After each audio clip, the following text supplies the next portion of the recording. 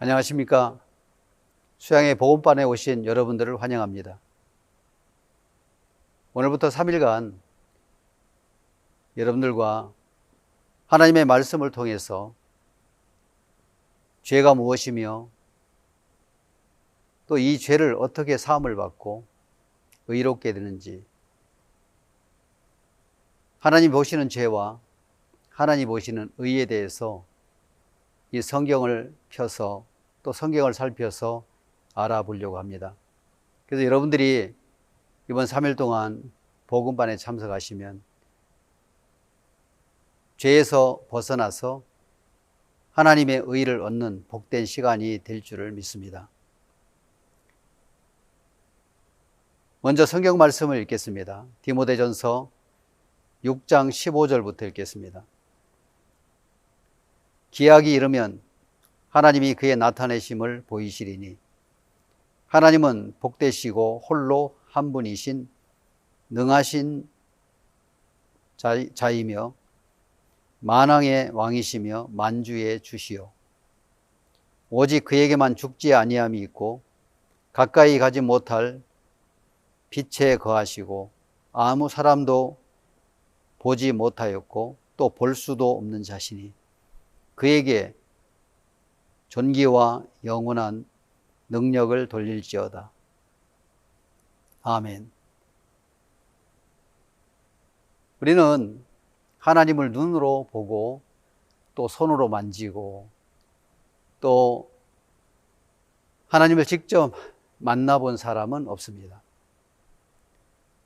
이 성경에서 말씀하신 것처럼 또 볼 수도 없는 자시고 또 아무 사람도 보지 못하였다고 이 성경은 말씀하고 있습니다. 하나님을 손으로 만지거나 또 귀로 하나님의 음성을 들을 수는 없습니다. 그러면 하나님은 우리가 어떻게 만날 수 있을까 하는 부분이 이 성경에서 하나님 우리에게 가르쳐 주십니다. 본다라는 개념은 눈이 사물을 보는 것처럼 보여지지만 지금 이 상태에서 빛이 사라지고 아무것도 아무 빛도 없다면 우리 눈은 사물을 보거나 또 사물을 정확하게 우리는 볼 수가 없습니다. 그래서 본다는 것은 눈이 빛을 통해서 사물을 우리가 분별할 수 있고 구분할 수가 있게 되는 겁니다. 빛이 없다면 우리 눈을 가지고 있어도 아무것도 볼 수가 없습니다. 듣는다는 것은 청력이 좋아서 듣는 것이 아니고 우리 귀가 공기를 통해서 우리는 소리를 감지하고 들을 수가 있게 됩니다. 우리가 말하는 소리가 공기를 울려서 고막까지 고막을 울리기 때문에 우리는 소리를 분별할 수 있고 들을 수가 있게 되는 겁니다. 공기가 없다면 우리는 아무 소리도 들을 수가 없습니다. 진공 상태에서는 소리가 들려지지 않습니다. 그래서 듣는다는 것은 귀가 공기를 통해서 소리를 듣죠. 이 소리의 전달 속도는 1초에 340m를 가고 빛은 30만 킬로미터를 간다고 합니다. 그러면 하나님은 어떻게 만날 수가 있습니까? 우리 마음이 성경을 통해서 우리는 정확하게 하나님을 만날 수가 있게 됩니다. 요한복음 1장 1절에 보면 이렇게 기록되어 있습니다. 태초에 말씀이 계시니라. 이 말씀이 하나님과 함께 계셨으니 이 말씀은 곧 하나님이시니라. 태초에 말씀이 계셨습니다. 이 말씀이 하나님과 함께 계셨으니 이 말씀은 곧 하나님이시니라. 우리가 하나님의 존재를 우리가 인간처럼 모양을 가지고 있다고 생각하지만 하나님은 아무 사람도 보지 못하였고 또 볼 수도 없는 자신이 아무 사람도 보지 못했고 볼 수도 없는 분이라고 성경은 이야기를 하고 있습니다. 그러면 보이지 않는 하나님을, 하나님의 마음을 기록해 놓은 것이 바로 성경입니다. 그래서 우리가 성경을 열 때 우리는 하나님으로 말미암는 믿음의 세계를 경험하게 되고 하나님의 음성을 들을 수가 있게 되는 겁니다. 2010년에 제 아이가 어느 날 저에게 왔습니다. 아버지, 이제 청소년들하고 같이, 젊은 사람들하고 같이 살려면 이제 터치폰에서 스마트폰으로 바꿔야 됩니다. 아버지, 제가 만들어 드릴 테니까, 개설해 드릴 테니까 가세요. 가시면 안 되겠습니까? 저하고 제 아내를 데리고 휴대폰 매장으로 갔습니다. 나는 내심 마음에서 뿌듯한 마음이 있었습니다. 고등학교를 마치고 나니까 철이 드는가 보나. 무슨 돈이 있길래 나한테 휴대폰을 개설해 주려고 같이 가자고 하는가. 그래서 다 만들어서 이제 통화할 수 있도록 저도 제 아내도 하나씩 선물을 받았습니다. 나중에 알고 보니까 전화요금에 다 포함된 것이기 때문에 결국에는 내가 돈을 주고 산 것이지만 그래도 감사했습니다. 토요일 날 만들어 가지고 일요일 날 보내고 월요일 날 중요한 회의에 참석을 했는데 이 휴대폰 벨이 울리는데 너무 당황스러운 거예요. 그래서 두 손으로 꽉 쥐었는데도 이 소리가 계속 울리는 겁니다. 그래서 다시 엉덩이에 놓고 깔고 앉았는데 여전히 소리가 들리는 거예요. 그래서 너무 당황이 돼가지고 전에 있는 휴대폰은 뚜껑을 열어가지고 배터리만 제거하면 됐는데 이건 어떻게 해야 될지를 몰라가지고 당황스러워 했는데 옆에 먼저 스마트폰을 개설한 분이 계셔서 부탁을 하니까 바로 이렇게 조치를 해주시더라고요. 스마트폰에는 미세전류가 사람의 몸에는 미세전류가 있어서 그 손으로만 터치해야지만 이 화면이 바뀌고 또 작동할 수가 있는데 그것을 몰랐습니다. 회의를 마치고 돌아와서 생각을 했습니다. 이러다가는 큰 어려움이나 또 당황스러운 상황에 봉착할 수도 있겠다. 그래서 휴대폰을 사가지고 온 박스를 이렇게 찾았습니다. 그래서 그것을 열어보니까 거기에 삼성전자에서 만든 사용설명서, 매뉴얼이 이렇게 들어있더라고요. 그래서 그것을 펴가지고 한 30분 정도 기본적인 켜고 끄고 또 무음으로 하고 문자 메시지를 보내고 전화를 걸고 이런 기본적인 것을 하나하나 그 매뉴얼을 통해서 알게 되었고 숙지했습니다.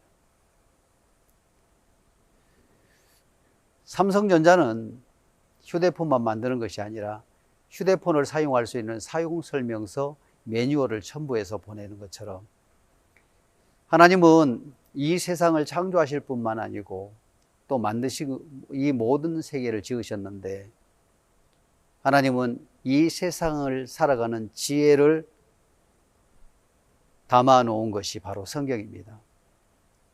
그래서 성경을 읽으면 우리가 어떻게 죄에서 벗어나고 또 하나님과 가까워지고 또 하나님과 사귐을 가질 수 있는지 또 하나님의 음성을 마음으로 듣는 법을 배울 수가 있게 되고 그래서 성경을 열면 우리의 미래도 열리고 우리의 모든 문제를 해결할 수 있는 지혜를 담아놓은 것이 바로 성경입니다.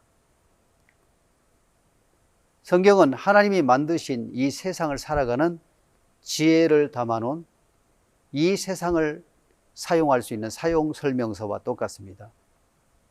그래서 우리 마음이 하나님을 향해 연다는 것은 성경을 향해서 마음을 연다는 겁니다.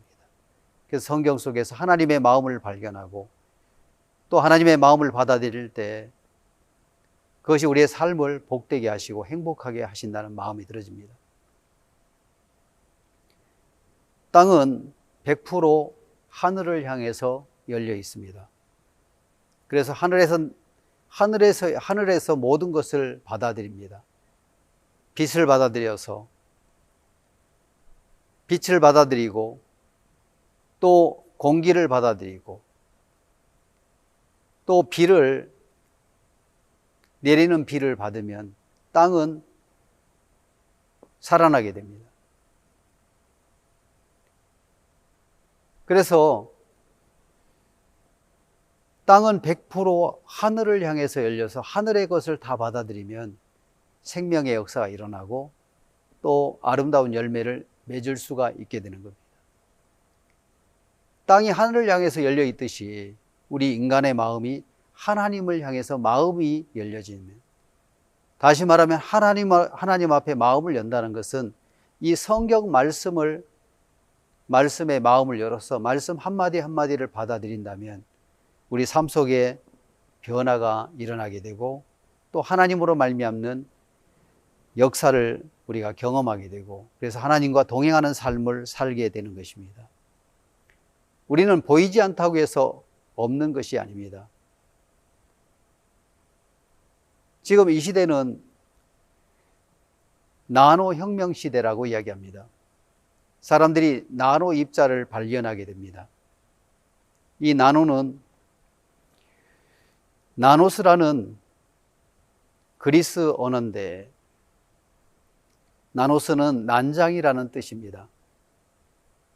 아주 작다는 뜻이겠죠.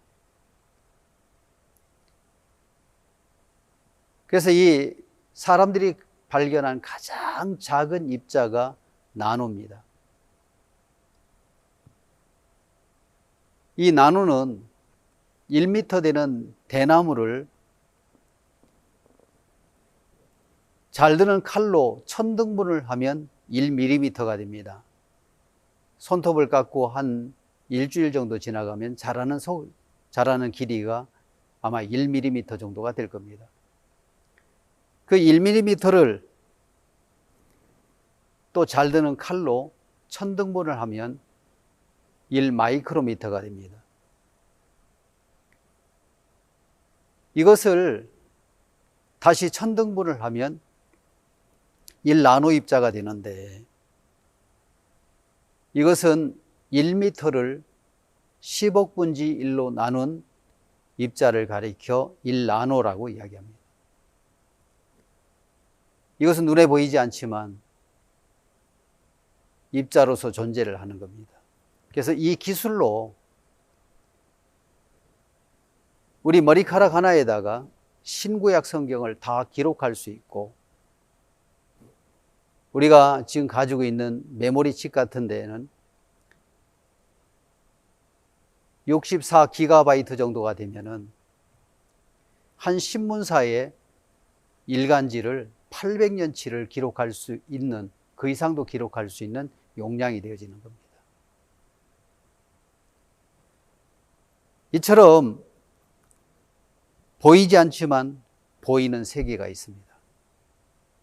보이지 않지만 하나님은 살아계시고 또 하나님은 이 세상의 모든 것을 주관하시는 하나님이십니다.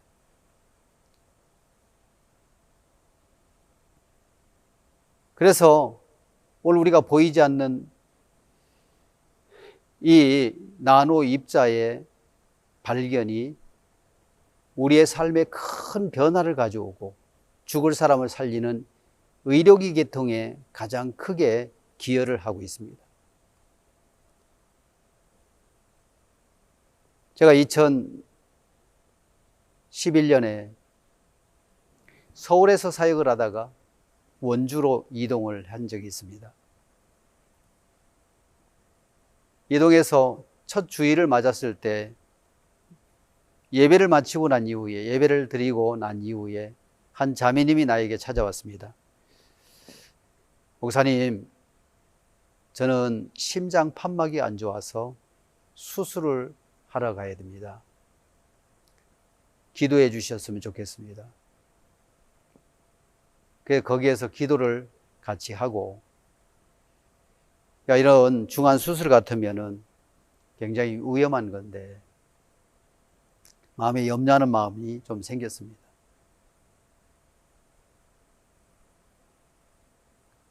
그런데 다음날 전화가 왔습니다. 목사님, 수술 잘 끝났습니다. 이틀 후에 회복을 하고 나서 퇴원하려고 합니다. 깜짝 놀랐습니다. 어떻게 이렇게 수술을 빨리 끝낸지. 그분은 10여 년 전에 심장 판막 수술을 했습니다. 그때는 기술이 그렇게 많이 발달되지 않았기 때문에 가슴을 톱으로 잘라가지고, 그래서 갈비를 벌려가지고 심장을 끄집어내서 거기서 판막 수술을 하고 다시 넣어가지고 봉합 수술을 하고 이런 중한 수술이었는데, 요즘은 나노 입자로 만든 로봇가 있어서 혈관에 집어넣어가지고 이것을 혈관을 타고 들어가기 위해서 거기에 성능이 좋은 카메라를 달고 수술 도구를 담아가지고 모니터를 통해서 수술을 하게 되는 거예요.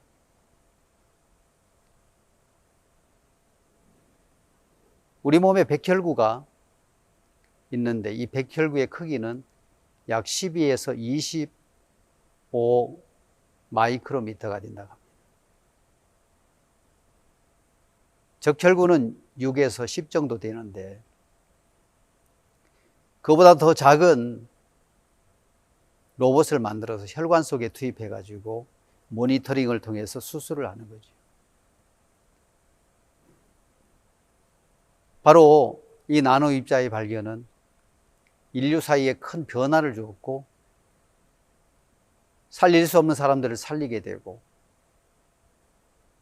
굉장한 첨단 기술로 이제 사람들의 수명을 더 늘려가고 있고 또 건강한 세계로 사람들을 모아 이끌어서 지금은 우리 한국 사람들의 평균 수명이 100세에 가까운 생명을 살다가 그렇게 생명을 연장하는 일들을 이렇게 의료시설에서 이런 입자들의 발견이 크게 공헌을 하고 있습니다. 오늘 우리가 하나님은 눈에 보이지 않지만 하나님을 발견하고 하나님의 마음을 품을 수 있고 또 하나님과 동행할 수 있다면 우리의 삶 속에 우리가 할 수 없는 일들을 하게 되고 또 하나님으로 말미암는 큰 도움과 은혜를 맛보게 될 줄을 믿는 것입니다. 그래서 하나님은 아무 사람도 보지 못하였고 또 볼 수도 없는 자신이 그에게 존귀와 영원한 능력을 돌릴지어다라고 이 디모데전서에 말씀하신 것처럼 우리 하나님은 눈에 보이지 않지만 살아계시고 우리 마음 안에 들어오셔서 그 말씀이 우리가 할 수 없는 모든 일들을 이루시는 하나님의 능력을 경험하게 될 줄을 믿는 것입니다. 히브리서 1장 1절을 읽겠습니다. 옛적의 선자들로 여러 부분과 여러 모양으로 우리 조상에게 말씀하신 하나님이 이 모든 날 마지막에 아들로 우리에게 말씀하셨으니 이 아들을 만유의 후사로 세우시고 또 저로 말미암아 모든 세계를 지으셨느니라. 이는 하나님의 영광의 광채시요 그 본체의 형상이시라. 그의 능력의 말씀으로 만물을 붙드시며 죄를 정결케 하는 일을 하시고 높은 곳에 계신 위엄의 우편에 앉으셨느니라. 저가 천사보다 얼마큼 뛰어남은 저희보다 더욱 아름다운 이름을 기업으로 얻으심이니. 이 히브리서에는 이 히브리서를 누가 썼는지 그 기자를 우리는 잘 알 수가 없습니다. 또 어느 시대인지도 정확하게 나타나 있지 않고. 근데 오래전에 이 히브리서를 쓸 당시에 많은 유대인들은 천사를 숭배하는 그런 종교를 가지고 있었습니다. 그렇기 때문에 천사를 숭배하는 사람들이 많았다고 합니다. 근데 이 히브리서에서는 히브리 기자는 천사들을 끌어내리고 하나님의 말씀을 세우는 일을 하는 것을 보게 됩니다. 바로 하나님의 말씀은 곧 하나님인데, 사람들은 하나님의 말씀을 믿는 것보다는 이렇게 천사를 숭배하거나 또 많은 사람들이 자기의 생각을 믿고 살아갈 때가 많이 있었습니다. 그래서 의도적으로 천사를 끌어내리고 말씀을 세우는 일을 히브리서에서는 기록하고 있습니다. 특히 1장에서 이 성경의 기자는 그렇게 이야기를 하고 있습니다.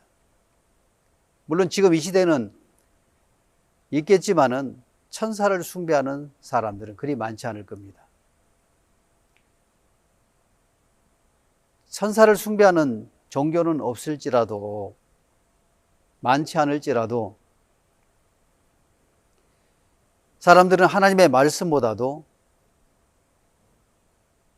교단이나 교리나 교파나 또 사람들의 생각을 말씀보다 높이며 거기에다 신앙의 기준을 둘 때가 있습니다. 이제 우리 마음에서 교리, 교단, 교파보다도 또 우리의 생각이나 경험보다도 더 중요한 것은 하나님의 말씀입니다. 이 하나님의 말씀을 세울 때 하나님 우리의 삶 속에 우리가 해결할 수 없는 문제들을 해결하시고 일하시는 하나님을 경험하게 될 줄을 믿는 것입니다. 그래서 신앙은 다른 것이 아니고 우리 마음에 하나님의 권위를 세우고 하나님의 말씀을 세우는 것을 신앙이라고 이야기합니다. 이제 하나님의 말씀보다 높아지는 것은 결국에는 하나님을 거역하는 것인데, 오늘 우리 마음이 하나님을 세우고 하나님의 권위를 세울 때 우리 삶 속에 하나님이 도우시고 역사하시는 것을 경험하게 됩니다. 우리는 그것을 알아야 됩니다. 이 세상의 흐름은 많이 달라졌습니다. 시대와 모양은 다르지만 성경 말씀을 믿는 자와 성경 말씀을 믿지 않는 자, 곧 생각을 믿는 자 사이에 전쟁이 끊임없이 일어났습니다. 바로 사람들은 하나님의 말씀을 세우는 것보다도 자기가 지금까지 살아왔던 경험이나 생각, 그리고 종교적인 교리가 하나님의 말씀보다 높아져 있기 때문에 이 싸움이 계속해서 일어나고 이것으로 인해서 종교 전쟁까지도 일어날 수 있었던 그런 배경이 되어집니다. 지금도 사람들이 하나님의 말씀보다도 자기의 생각을 믿고 자기의 판단을 믿고 자기의 경험을 믿고 그리고 교단과 교리나 교파에 의해서 사람들이 좌지우지되고 그렇게 흘러가는 것을 보게 됩니다. 오래전 미국에서 있었던 이야기입니다. 넓고 넓은 미국 대륙을 횡단하는 열차가 있었습니다. 동쪽에 서쪽으로 중앙을 통과하는 이 열차를 많은 사람이 이용했습니다. 어느 추운 겨울날 갓난 아기를 안고 한 여인이 열차를 탔습니다. 북다코타 지방으로 가는 여인이었습니다. 그런데 애띤 얼굴과 달리 매우 긴장에 차 있었습니다. 먼 여행을 생각하면 한숨 잘만도 한데 아기를 꼭 껴안고는 뭔가 모를 불안한 표정으로 창밖을 자주 살폈습니다. 열차에 탄 대부분의 사람들은 저마다 눈을 감고 잠을 청했지만 여인은 평안히 잘 수가 없었습니다. 처음 열차를 탔고 또 가야 할 곳도 초행길이었기 때문입니다. 무슨 이유인지 모르지만 여인은 모험과도 같이 기차를 타고 길을 가고 있었습니다. 긴장한 탓인지 피로 속에서도 쉬지를 못했습니다. 기차는 눈보라 속을 뚫고 계속 달렸고 끝없는 평온을 질주했습니다. 시간이 지날수록 여인의 신경은 더욱 날카로워졌습니다. 출발한 곳에서 멀어질수록 내려야 할 곳이 가까워졌기에 여인은 안절부절 못하고 불안함 속에 있었습니다. 그때 마침 통로로 승무원 한 사람이 지나갔습니다. 여인은 구원자를 만난 듯 승무원에게 도움을 청했습니다. 저는 처음으로 기차를 탔습니다. 그리고 내려야 할 곳도 초행길이라 잘 모릅니다. 혹시 아시면 미리 알려주시면 감사하겠습니다. 여인의 사정을 들은 승무원은 친절하게 대답했습니다. 그곳은 사람이 많이 살지 않는 외진 곳이라 잠시 멈추는 곳입니다. 그러기에 정신을 못 차리면 그냥 지나칠 수가 있죠. 그렇게 되면 한참 지나가게 됩니다. 그곳 정류장이 가까워지면 알려드리겠습니다. 승무원은 그렇게 이야기하고는 곧 떠났습니다. 여인은 조금 안심이 되었습니다. 하지만 역시 잠을 청할 수 없었습니다.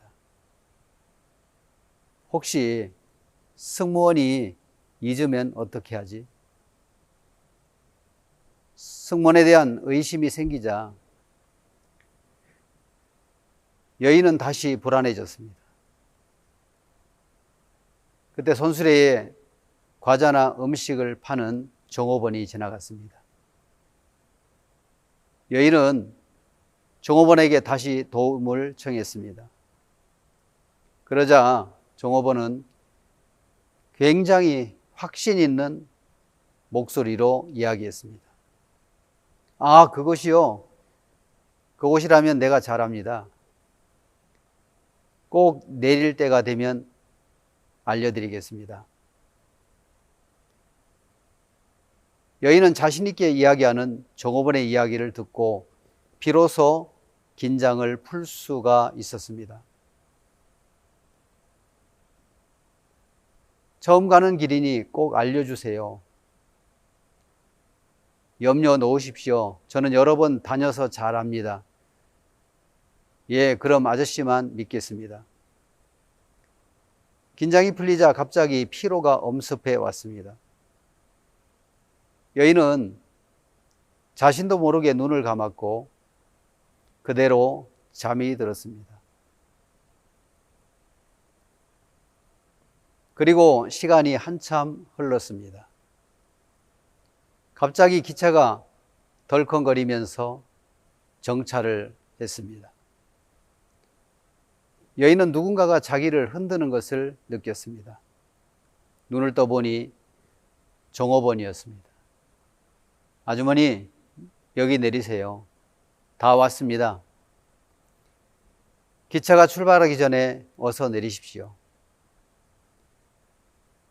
자신이 내려야 할 곳에 도착했다는 이야기에 여인은 급히 짐을 챙겨서 아이와 함께 내렸습니다. 밖은 어두운 밤이었습니다.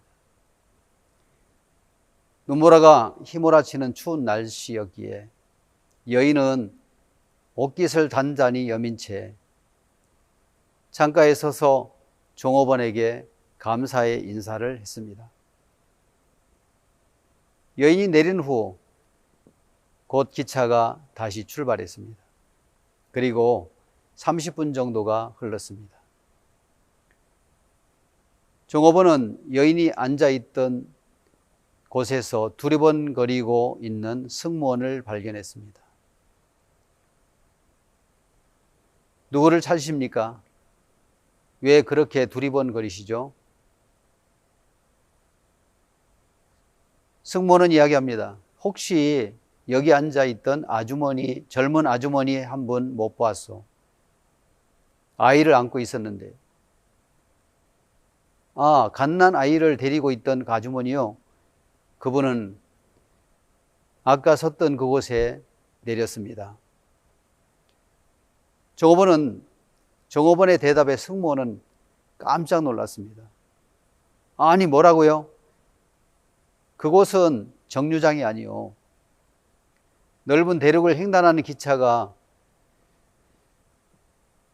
필요한 급유를 제공을 받기를 원하면 거기서 주유를 하는 곳이요. 그곳은 인가가 없는 허벌판이란 말이요. 그제서야 종업원은 자신이 잘못 알려주었다는 사실을 깨닫게 되었습니다. 다음 정류장에서 급히 구조대가 결성되었습니다. 하지만 무릎까지 오는 눈보라를 뚫고 구조대가 여인을 찾았을 때는 이미 싸늘한 시체로 변해 있었습니다. 아기도 엄마 품에 안겨 죽었습니다. 많은 사람들이 나름대로 믿음을 가지고 살고 있습니다. 돈과 명예 그리고 권력 등 자신에 필요한 것들이라면 마음을 주고 거기에 믿음을 걸고 있는 것입니다. 하지만 믿음보다 중요한 것은 믿음의 대상입니다. 얼마나 잘 믿고 있는 것보다 믿고 있는 대상이 얼마나 진실하냐가 더욱 중요한 것입니다. 살얼음을 확신 있게 걷는다고 빠지지 않는 것은 아닙니다. 두꺼운 얼음을 조심스럽게 걷는다고 빠지지 않는 것도 아닙니다. 빠지는 것도 아닙니다. 우리가 믿어야 될 참된 대상은 무엇입니까? 승무원입니까? 아니면 종업원입니까? 우리는 이런 두 가지의 대상을 우리 마음에서 결정할 때가 옵니다. 변치 않은 하나님의 말씀을 믿어야 될 것이냐, 아니면 우리의 생각을 믿어야 될 거냐. 성경은 우리에게 말씀합니다. 시편 119편 105절에 말씀하시기를 주의 말씀은 내 발의 등이요 내 길의 빛이니이다. 바로 우리가 믿어야 될 대상은 늘 바뀌고 또 불분명한 우리의 생각이 아니라 바로 살아계신 하나님의 말씀입니다. 우리가 진리에 선다는 것은 무엇을 말하느냐면, 진리에 서는 것은 모든 일에 하나님의 말씀으로 결론을 내리는 것입니다. 변화의 시작은 말씀을 믿는 데서 시작이 되는 겁니다. 하나님보다 높아진 것은, 하나님의 말씀보다도 자기의 생각을 높이는 것은 저주가 되는 겁니다. 이제는 우리가 하나님의 말씀 앞에 내 생각이나 경험이나 교리나 교파나 교단을 다 내려놓고 말씀이 뭐라고 하는지를 우리가 생각해 보고 그 말씀을 우리의 판단의 가장 높은 곳에 세운다면 오늘 우리의 삶 속에 하나님이 일하시는 것을 경험하게 될 줄을 믿는 것입니다. 진리에 서는 것은 하나님의 말씀 앞에 서는 것을 의미합니다. 성경에 보면 열왕기하 2장 19절에 보면 어느 날 엘리사가 여리고로 들어가게 됩니다. 그 성에 많은 사람들이 엘리사 앞에 나와서 이야기합니다. 당신의 보시는 바와 같이 이 성읍의 터는 아름다우나 토산이 익지 못하고 떨어지나이다. 엘리사 선생님, 당신이 보시는 바와 같이 이 성읍의 터는 아름답습니다. 그러나 물이 좋지 못하므로 토산이 익을 때가 되면 익지 않고 떨어지나이다.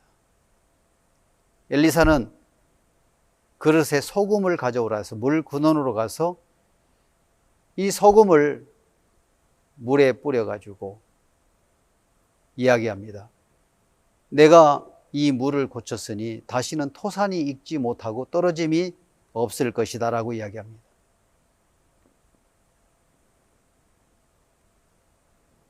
땅은 아름다운 땅이 없고 토질이 좋아서 열매를 맺을 수 있는 모든 조건을 가지고 있는데 이 토산이 익을 무렵에 익지 않고 떨어지는 것은 그들은 원인을 알았습니다. 물이 좋지 못함으로 토산이 익지 못하고 떨어지나이다. 엘리사는 땅을 고치는 것이 아니고 토지를 바꾸는 것이 아니고 이 물을 고치더라고요. 그릇에 소금을 담아 가지고 와라. 엘리사는 담아온 소금을 가지고 물 근원으로 가서 소금을 뿌려서 내가 이 물을 고쳤으니 다시는 토산이 익지 못하고 떨어짐이 없나이다. 다시 토산이 익지 못하고 떨어지지 않겠다고 이야기를 하는 겁니다. 신앙은 땅을 고치는 것이 아니고 물을 고치는 겁니다. 땅은 우리 육체를 의미하는데 흙으로 우리 인간을 만드시고 그 그의 생기를 물어 생명이 되었습니다. 이제 우리의 육체의 행위를 바꿔야 되는 것이 아니라 우리 마음에 들어오는 물줄기가 두 가지가 있습니다. 하나는 사단이 넣어준 생각이고 하나는 말씀입니다. 이제 우리가 사단이 넣어준 생각에서 하나님의 말씀으로 우리 마음이 옮겨졌을 때 이 생각이 바뀌고 하나님의 말씀을 받아들였을 때 그 말씀이 심겨진 그 땅은 열매를 맺게 됩니다. 땅은 스스로 열매를 맺을 수가 없습니다. 이 땅이 씨를 받아들이면 이 씨가 싹이 나고 줄기가 자라고 꽃이 피어서 열매를 맺는 것처럼 하나님은 우리 마음 안에 하나님의 약속의 말씀을 심어서 그 말씀의 씨가 꽃을 피우고 또 열매를 맺어서 아름다운 실과를 맺는 것처럼 오늘 우리의 신앙은 우리에게 말씀을 세우는 것입니다. 엘리사가 여리고로 들어갔을 때 젊은 아이들이 엘리사에게 조롱을 합니다. 대머리에 올라가라, 대머리에 올라가라. 이 엘리사는 그 42명의 젊은 아이들에게 여호와 이름으로 저주하니까 성난 앙콤 2마리가 나와서 그 아이들을 찢어 죽였습니다.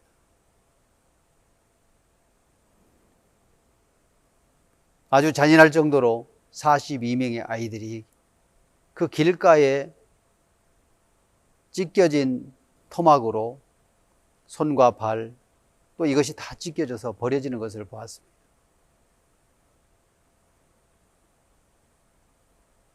엘리사인 하나님의 종을 뭐했느냐면 업신여기고 조롱했다는 겁니다. 머리가 대머리니까 대머리에 올라가라, 대머리에 올라가라. 하나님의 종을 비웃고 조롱한 것입니다. 그것을 위해 하나님은 성난 앙콤 2마리를 보내가지고 42명의 아이들을 다 찢어 죽이는 것을 보게 됩니다. 바로 왜 이런 결과를 맺느냐면 하나님의 종을 무시하고 업신여겼기 때문에 그렇습니다. 그래서 한간에서는 교인들이, 종교를 하는 교인들이 그렇기 때문에 하나님의 종을 잘 섬겨야 복을 받는다 하고 하나님의 종을 신처럼 세울지도 모릅니다. 이것은 그런 의미에서의 말이 아닙니다. 우리 마음에 하나님을 무시할 때 우리는 죄에 찢겨지는 삶을 살게 되는 겁니다. 바로 엘리사는 성령의 그림자를 말하고 있습니다. 우리 마음속에 하나님의 권위를 무시하고 하나님을 업신여길 때 우리는 죄에 찢겨지는 삶을 살게 되는 겁니다. 그래서 참된 신앙은 하나님의 권위를 우리 마음에 세우고 하나님의 말씀을 세우는 것입니다. 이 하나님이 우리 마음에 세워지지 않는다면 우리는 타락된 삶을 살 수밖에 없는 것입니다. 그래서 신앙은 하나님이 기뻐하시는 것을 내 마음이 같이 기뻐하고 하나님이 싫어하는 것을 내 마음이 같이 싫어할 때 여기에서 참된 변화가 일어나게 되는 겁니다. 오늘 우리 마음에서 정확하게 진리에 설 수 있다면 하나님 우리 삶 속에 일하시는 역사를 경험하고 능력을 맛보게 될 줄 믿습니다. 다시 말한다면 진리에 서는 것은 하나님의 말씀으로 결론을 내리는 것입니다. 변화의 시작은 하나님의 권위를 세우고 하나님의 말씀을 우리 마음에 세울 때 거기서부터 변화가 일어나고 하나님으로 말미암는 역사를 경험하게 될 줄을 믿습니다. 오늘 우리는 하나님 앞에 단순한 마음을 가져야 됩니다. 이 성경은 우리에게 이야기합니다. 시편 8편 2절 주의 대적을 인하여 어린 아이와 젖먹이의 입으로 말미암아 권능을 세우시며 이는 원수와 보수자로 잠잠케 하려 하심이니라. 하나님은 어린아이와 젖먹이의 입으로 말미암아 권능을 세우시며 어린아이와 젖먹이를 통해서 무엇을 세우느냐면 권능을 세우시고 원수와 보수자로 잠잠케 하려 하신다고 얘기했습니다. 하나님의 권능은 어린아이와 젖먹이를 통해서 나타난다고 이야기를 하고 있습니다. 이 어린아이와 젖먹이는 어머니의 것을 100% 받아들이는 아이들이 젖먹이와 어린아이입니다. 젖먹이는 엄마의 모유를 그대로 빨아들여서 성장하게 되고 어린아이는 아주 단순한 마음을 가지고 있습니다. 하나님의 말씀을 여과 없이 내 생각을 포함하지 않고 그대로 받아들일 수 있는 사람을 통해서 하나님은 권능을 세우시고 또 원수와 보수자로 잠잠케 한다고 성경은 말씀하고 있습니다. 누가복음 10장에는 21절에 이렇게 기록되어 있습니다. 하나님은 뭐라고 말씀하셨느냐면 천지의 주제시요 하고 성경은 이야기를 합니다. 다시 한번 찾아보겠습니다. 누가복음 10장에 보면 21절 이때에 예수께서 성령으로 기뻐하사 가라사대 천지의 주제시요 주제이신 아버지요 이것을 지혜롭고 슬기 있는 자들에게는 숨기시고 어린아이들에게는 나타내심을 감사하나이다. 옳소이다. 이렇게 된 것이 아버지의 뜻이니이다.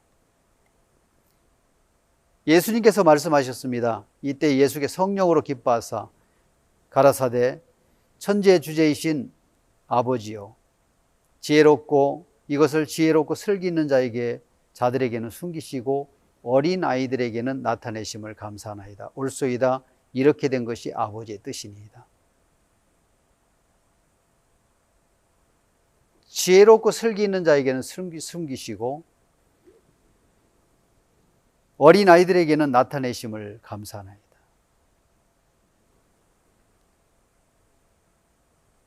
하나님은 누구에게 명확하게 나타날 수 있느냐면 어린 아이들에게 나타낸다고 이야기하고 있습니다. 어린 아이들이 천국에 가는 것을 의미하는 것은 아닙니다. 예수 그리스도로 말미암아 구원을 받고 마음의 죄를 씻은 사람이 천국에 가는데, 이것은 뭘 의미하느냐면 하나님의 말씀 앞에 어린아이와 같이 단순한 마음을 가진 사람들 통해서 하나님의 세계가 나타내지는 것입니다.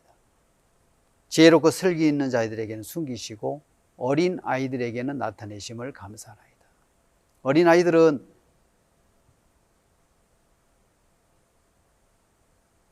말 그대로 탈지면처럼 목화에서 기름을 제거한 것이 탈지면인데,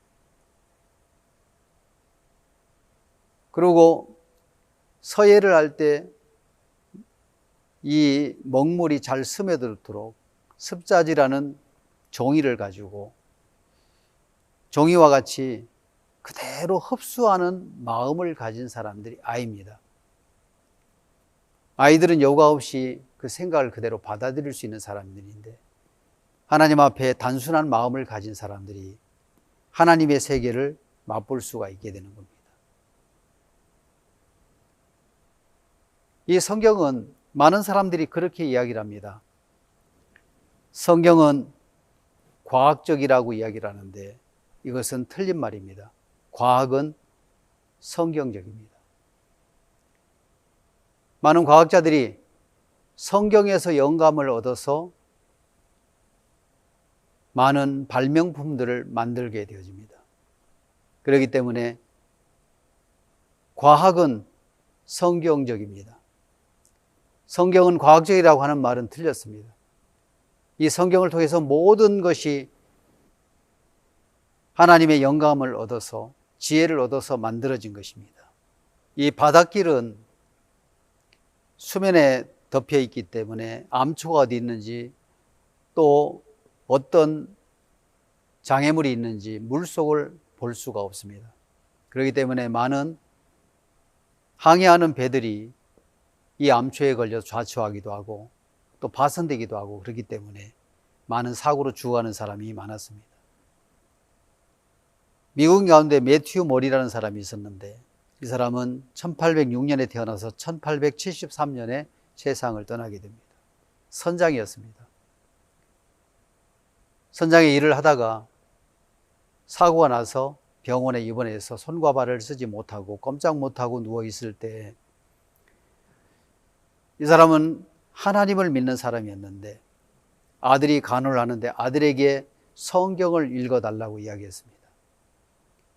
그때 성경에서 시편 8편 8절 말씀을 읽어주는 것을 들으면서 공중의 새와 바다의 어족과 해로에 다니는 것이니이다. 이 말씀이 그 마음에 들어왔습니다. 공중의 새와 바다의 어족과 해로에 다니는 것이니이다. 무엇? 해로가 있다고? 바다에도 길이 있다는 사실을 성경에서 발견한 거예요. 아, 성경에서 해로가 있다면 반드시 있는 거다. 그는 병원에서 나와서 퇴원을 해가지고 무엇을 연구했느냐 하면 해로를 연구해가지고, 그는 1855년에 북대서양을 가로지르는 항로와 기상도를 작성하게 되고, 또 해로 지도를 처음으로 만든 사람입니다. 그래서 많은 시간들을 절약하게 되고, 또 해류에 의해서 해류에다가 배를 실으면은 빨리 가기도 하고, 이래서 여러 항해하는 사람들에게 많은 도움을 주었고 또 변화를 주었습니다.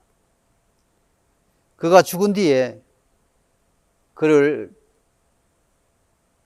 발견한 모든 것의 업적을 해로 지도를 만들고 항로를 만들고 또 기상도를 작성하고, 이런 해로 지도를 통해서 많은 선원들이 평안하게 또 좋은 길로, 빠른 길로 갈 수가 있었습니다.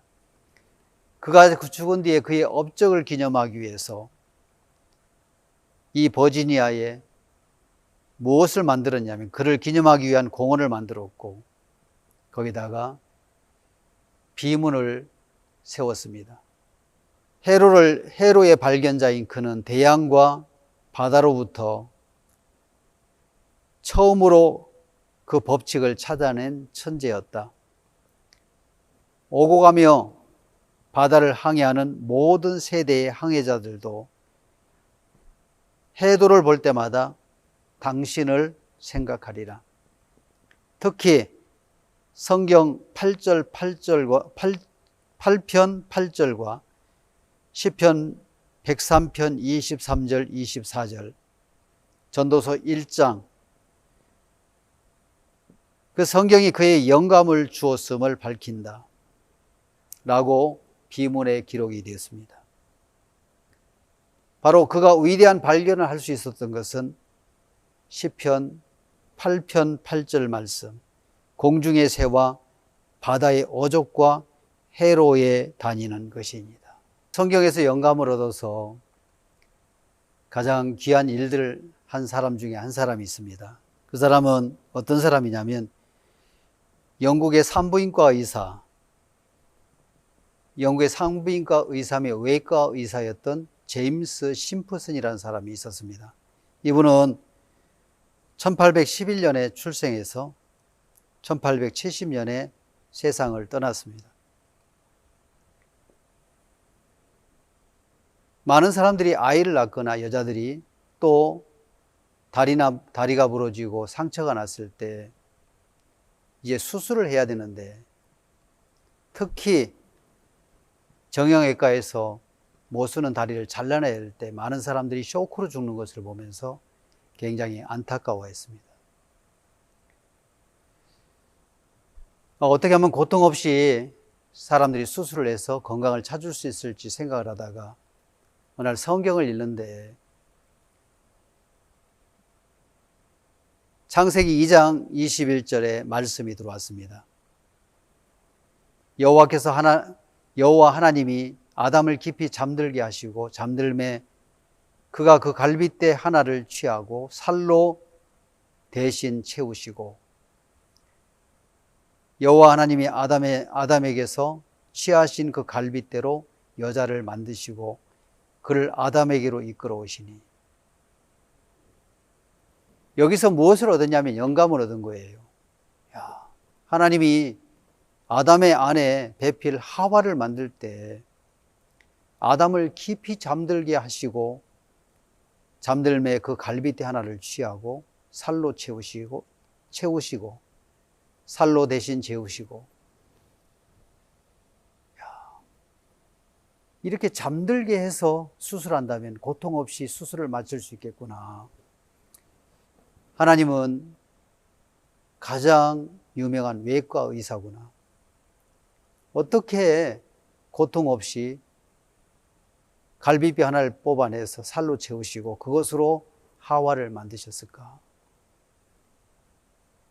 그렇다면 하나님이 이 세상에 잠들게 하는 물질을 만들어 놓으셨겠구나.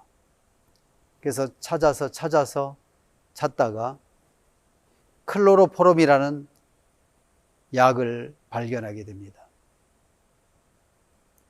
처음에는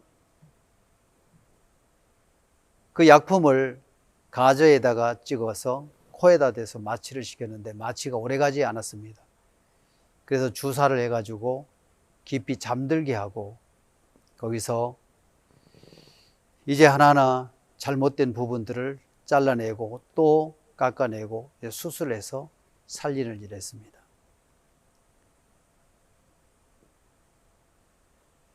사람들이 또 여자들이 아이를 낳다 보면 난산을 하게 되는데 1853년 빅토리아 여왕이 아이를 분만할 때 굉장히 큰 어려움이 있었고 난산이 되었습니다.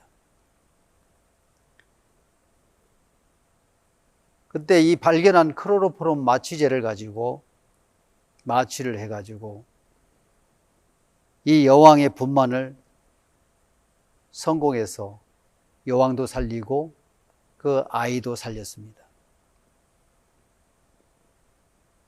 그래서 이 클로로폼 마취법이 공인이 되었고 모든 사람들에게 이 혜택이 돌아갔습니다.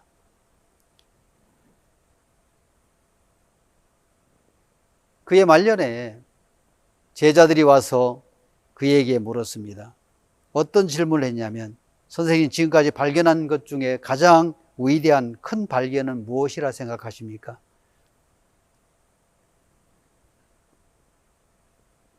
이 박사는 대답을 했습니다.